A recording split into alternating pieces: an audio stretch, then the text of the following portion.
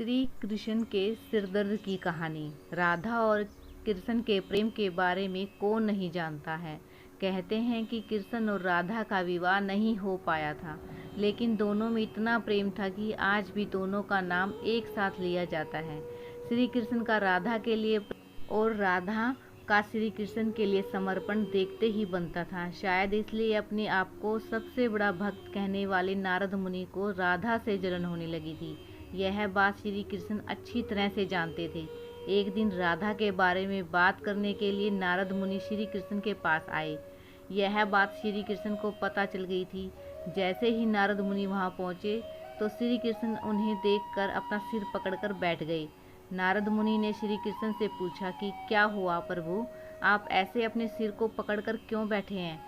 श्री कृष्ण ने कहा, हे नारद मुनि, मेरा सिर दर्द कर रहा है। नारद मुनि ने पूछा, प्रभु इसको दूर करने का उपाय क्या है। तब श्री कृष्ण ने कहा, अगर मैं अपने सबसे बड़े भक्त का चरणामृत पी लूं तो इसे दूर किया जा सकता है। तब नारद मुनि सोचने लगे कि सबसे बड़ा भक्त तो मैं हूँ, लेकिन अगर मैं अपना चरणामृत दूंगा तो मुझे नरक जाने जितना पाप लगेगा। मैं प्रभु को अपना चरणामृत नहीं दे सकता।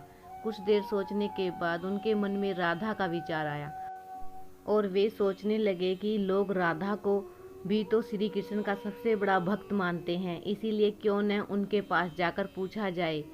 ऐसा सोचकर वे राधा के पास गए और उन्हें सारी बात बता दी। राधा ने जैसे ही सुना, एक बर्तन में अपने पैर धोकर चरणामृत नारद मुनि को देते हुए कहा, हे मुनिराज, मुझे नहीं पता कि मैं उनकी कितनी बड़ी भक्त हूँ, लेकिन मुझे यह पता है कि श्री कृष्ण को अपना चरणामृत देने से मुझे नरक में जाने जितना पाप लगेगा और मुझे नरक जितनी यात्रा सहन करनी पड़ेगी।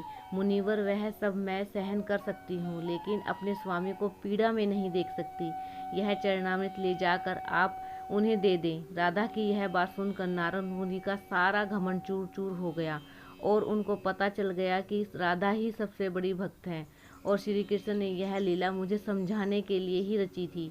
जब नारद मुनि राधा के पास से वापस आ रहे थे तो उनके मुख से केवल राधा के नाम की ही धुन सुनाई दे रही थी। जब वे श्री कृष्ण के पास पहुंचे तो देखा कि श्री कृष्ण उनको देखकर केवल मुस्कुराए जा रहे हैं और नारद मुनि ने भी सारी बात को समझकर उन्हें प्रणाम करते हुए कहा, राधे राधे। तो गाइज, आपको ये स्टोरी कैसी लगी? अगर अच्छी लगी तो प्लीज़ चैनल को सब्सक्राइब कीजिए, लाइक कीजिए और कमेंट्स कीजिए। मिलते हैं नेक्स्ट स्टोरी में।